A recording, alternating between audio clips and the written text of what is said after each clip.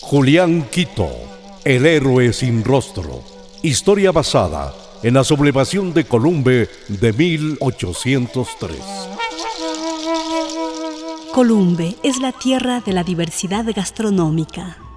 Aquí podemos encontrar las comidas tradicionales como las papas con cuy de campo asado al carbón, el locro de cuy, el arroz con carne, el mote con curtido, las papas timbo, el ají preparado en piedra de moler, coladas de harina de haba, cebada, máchica o alberja, el cuy en colada de máchica, cuy con sopa de quinoa, caldo de col con cuy y ají, ocas con achote y la fanesca.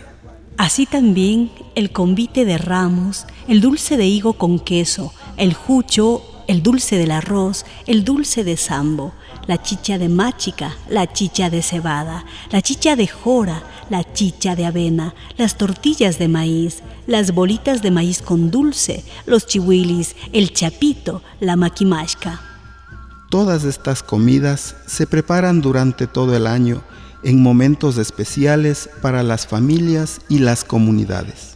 También llevamos estas comidas cuando vamos a la minga, haciendo un bultito que llamamos cucayo y que compartimos para comer entre todos. Ven y conoce la parroquia de Columbe.